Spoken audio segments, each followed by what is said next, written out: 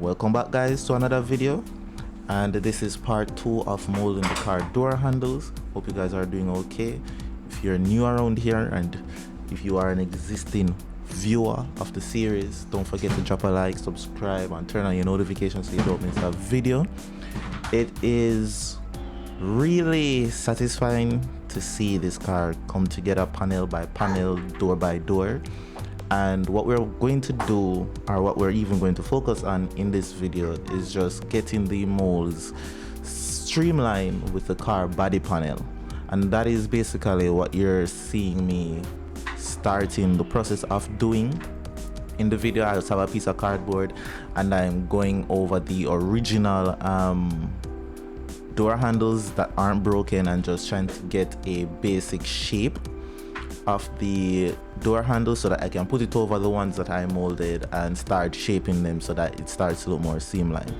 The driver door handle gave me the biggest headache because for some strange reason it was out of shape, and each time I grinded it down, it's either I took off too much material or I took off too little, and then I had to go back and forth. I spent probably 2 to 3 hours on this one door handle just trying to get it to resemble the original door handles, to the point where I just called it a quits and said, look, hey, this is a 26-year-old car. It's not going to be perfect. It's not going to be this car that just instantly becomes perfection. It's a 26-year-old car. Things are gonna be rusted, things are not going to align, things are not gonna work as they should, and I just need to keep it in mind that, like I said, it's a 26-year-old car. Things are not going to be perfect. All I can do is just get things to function as they should and make the best out of this car, put on my little touches to it, retrofit whatever I need to retrofit, change whatever I need to change, and just keep going at this project. So enough yapping. What I'm mainly going to do here is just fast forward all of what I'm doing here on this door handle, because you guys mainly saw this already in part 1, and then I'm about to show you what I ended up doing the end of this video, or towards the end, or after doing this whole thing. I'm going to show you what I ended up doing. Alright, so this is what the door handles currently look like after doing the whole shaping streamline process. Like I said, it's not going to be 100%. Don't expect it to be 100% because I have to add body filler and then sand it to shape it some more.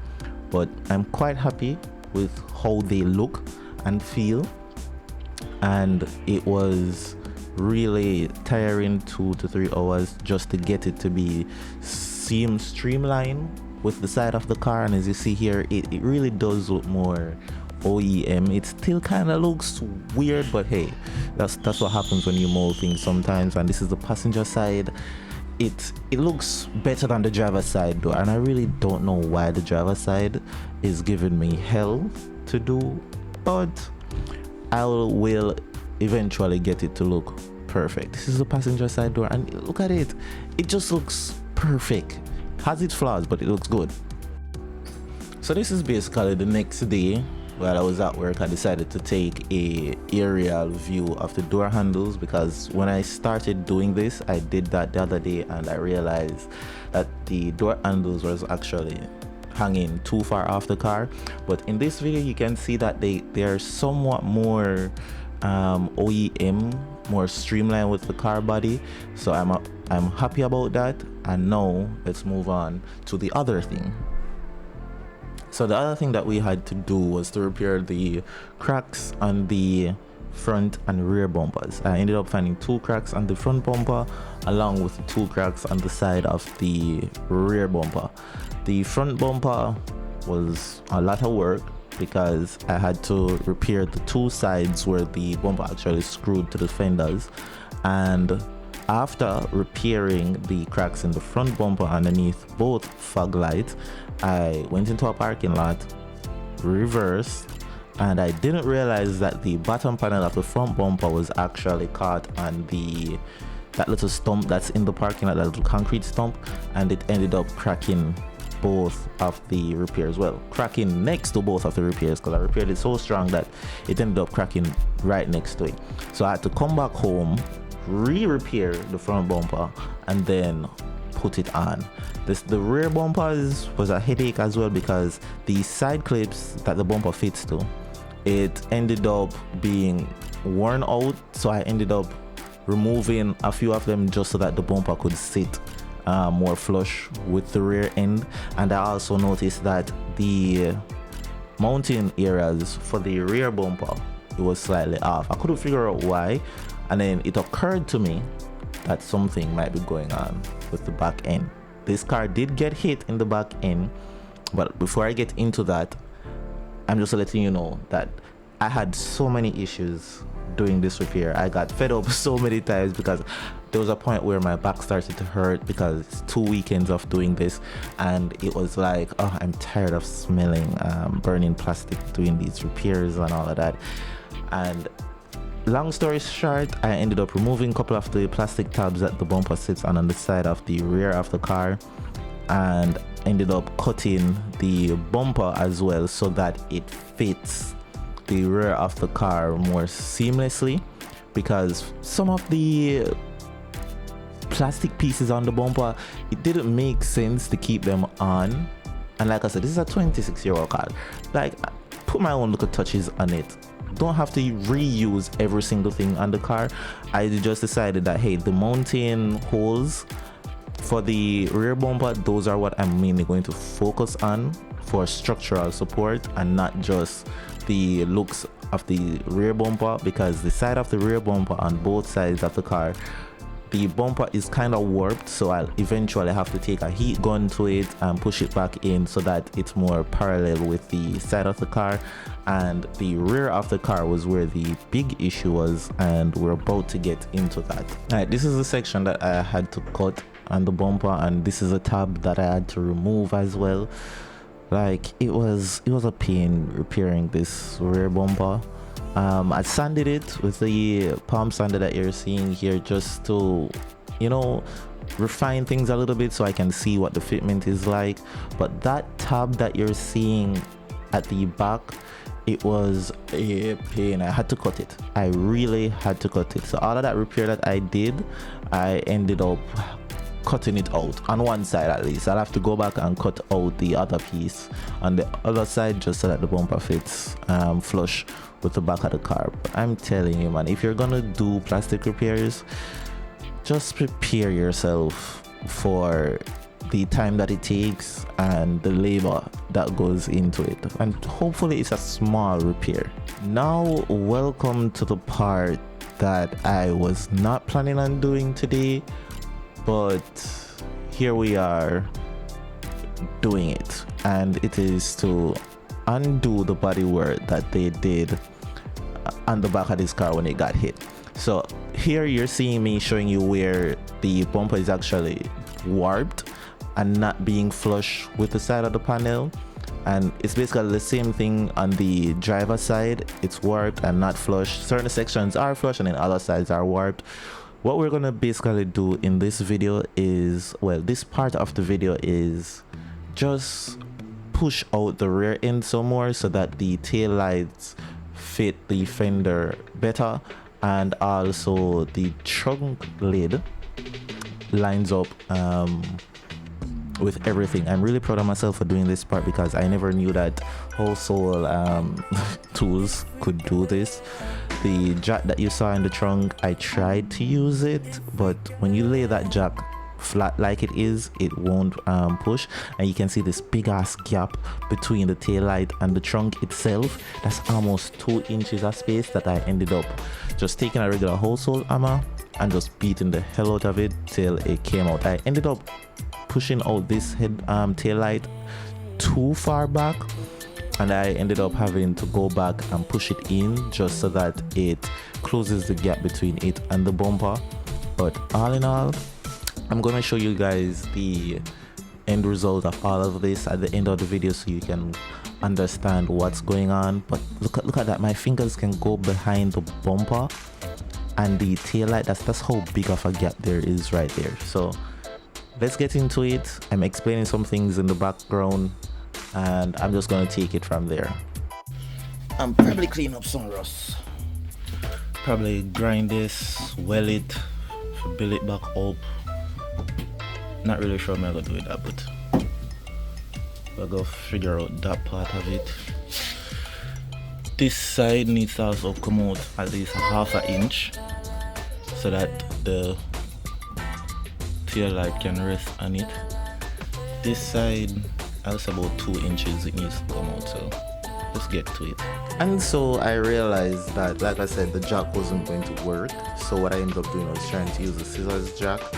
It worked to some extent, but it wasn't working that great, so I eventually just took the hammer to it and just whacked the hell out of this side just to get it to come out as much as I wanted it to, so that everything lines up.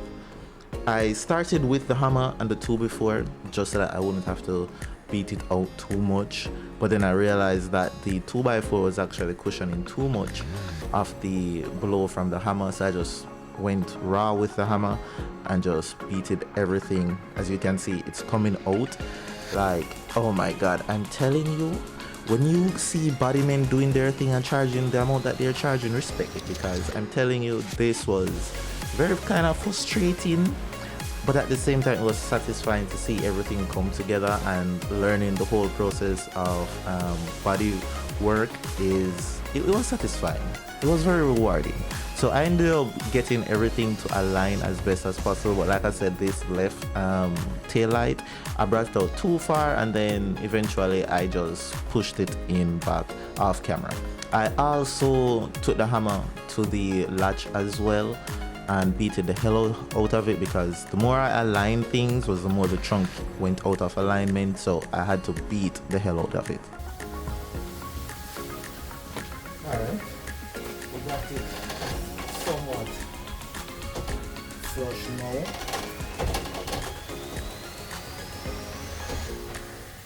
It was really tricky, but we got here so almost flush.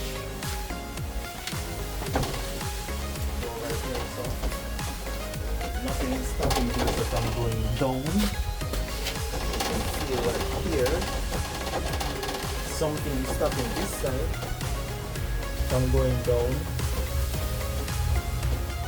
I'm wondering if it's the latch, the trunk latch, that is stopping it. Because I really don't see anything else. And you wouldn't necessarily see anything else wrong with the trunk lid. What I basically did with the trunk lid is, this car got hit on the rear passenger side, as you can see. That's why it went in roughly 2 inches. I had to take the jack and a long piece of 2x4 and basically bend the trunk lid outwards by the same 2 inches, just so that it would meet with the tail light on the left hand side. While doing this, it moved the latch as well, and it started to interact with certain sections of the frame of the car. So the more I pushed things out was the more things went in line, but also went out of line. And like I said, I'm really proud that doing this, it taught me a lot, right? And never you be afraid to take on any task that you have a passion for, or a task that you want to take on, because you never know what you learn from it. And I'm really proud of myself, because the condition and state that I bought this car in compared to what it is now, it's a completely different car. It still has its flaws, yes, but like I said, it's a 26-year-old car, but a 26-year-old car compared to when I bought it, compared to now, it's way better. I feel the more I work on this car, the more I feel it being whole and being together. But anyways, let's get back into the video. So that little bottom piece where the latch is, as you can see, it's not quite there yet, it's not leveled, and that's because I'm still working on pushing out the trunk lid and also maneuvering the latch as well. That entire cross section that you're seeing at the bottom there, I will have to take my angle grinder to it, cut off the first skin, straighten it out, and weld things back together after I remove the rust. I don't necessarily have to do it, but for aesthetics purposes I would like to do it to some extent.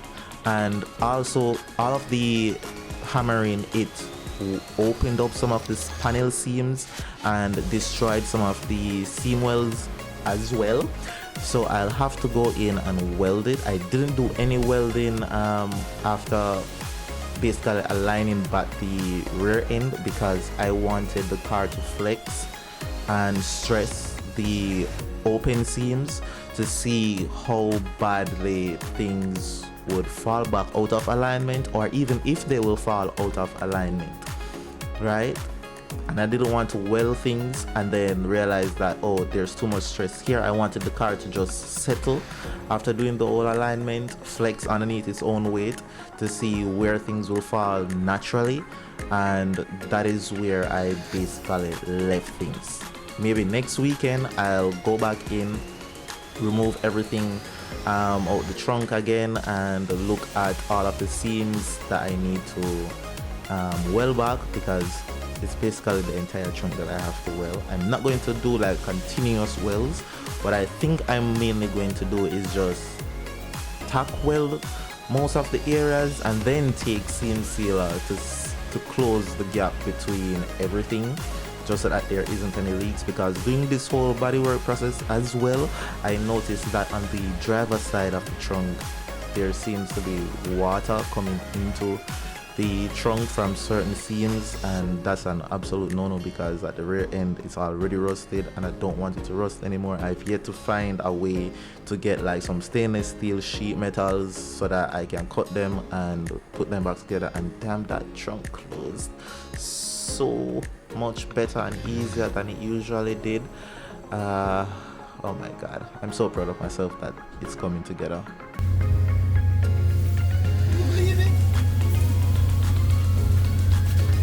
Hours of work, it kind of chunk gone down too far, but the rubbers and stuff is not there. But that's basically it. I need to bring the latch out some more, and it's done. That's basically it. Check the fitment of the light,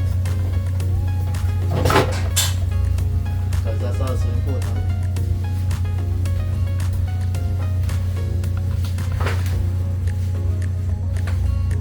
Alright, so this light here also needs to go in.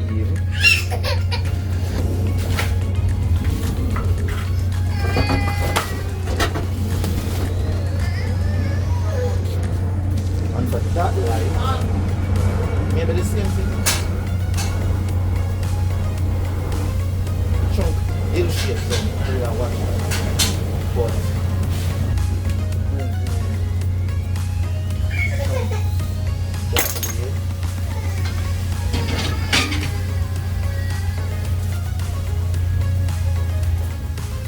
this side is good.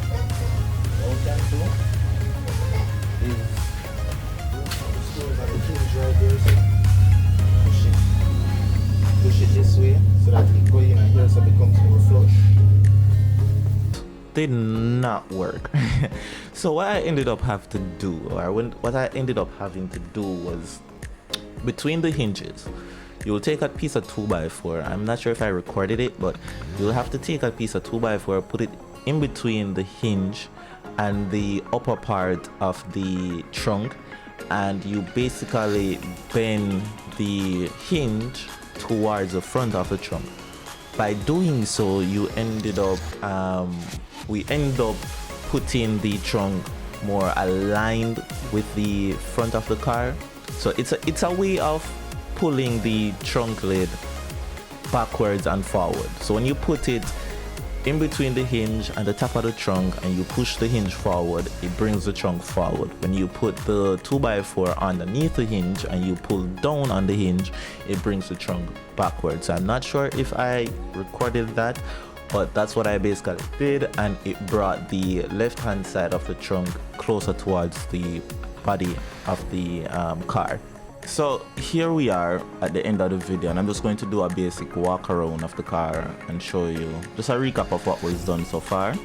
So we repaired this spot on the bumper, the driver side of the bumper. We even sanded it down a bit just to get a little feel of what that would be like when that time comes, and just to smooth up things a bit. It sealed up perfectly, very strong.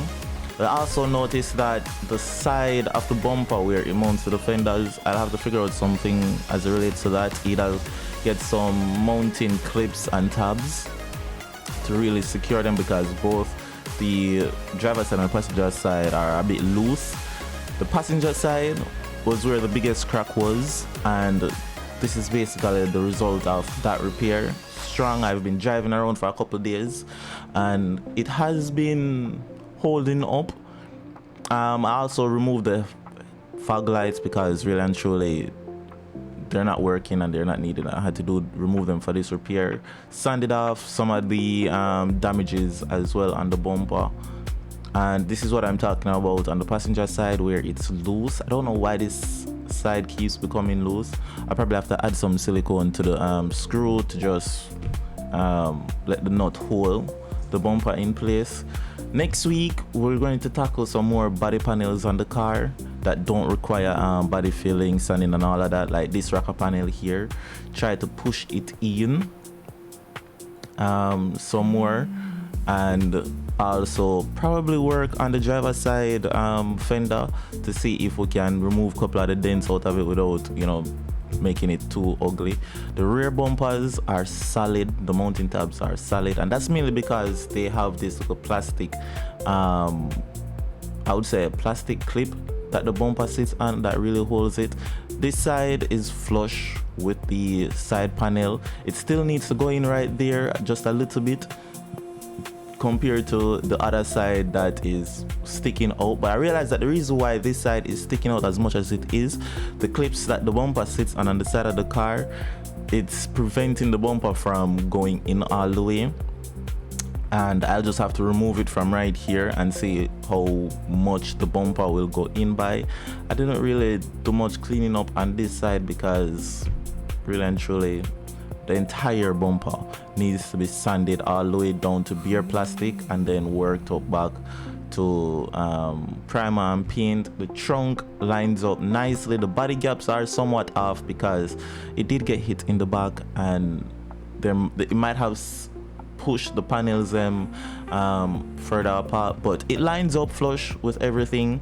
The tail lights are basically in line with each other on both sides. They're at the same level when the trunk is closed.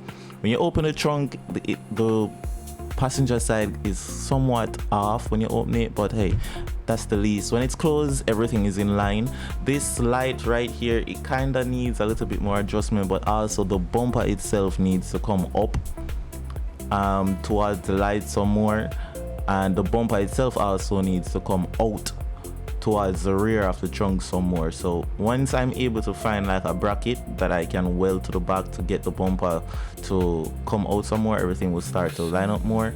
I got this tail light to go in flush with the trunk lid tail light, and I'm really happy with how the back end looks. Everything is coming together nicely. The driver's side is also the same thing. There is a gap between the trunk lid light and the corner brake lights, but that gap is basically acceptable at this point. This side inside of the trunk, this entire piece right here, I will possibly have to remove and straighten out and weld it back together. I do have a slide hammer tool that I could possibly use to have that done, and here we have some open seams on the trunk when I pushed it out that reopened, and along with two spot welds that I'll have to re-weld back just to seal the entire trunk lid. and this is on both sides of the trunk lid. I will have to redo the seam wells and tack the seams together, and also use some seam sealer to just seal it up so that water doesn't go in it. But this is basically the end of the video, and it is really good to see the car coming together. I hope you guys are enjoying the series so far. This is the end of the video. Looking forward to see you guys next week, or next video, whenever I do drop that one. I'm happy that the car is coming together the way it is right now. I'll catch you guys in the next video. Later.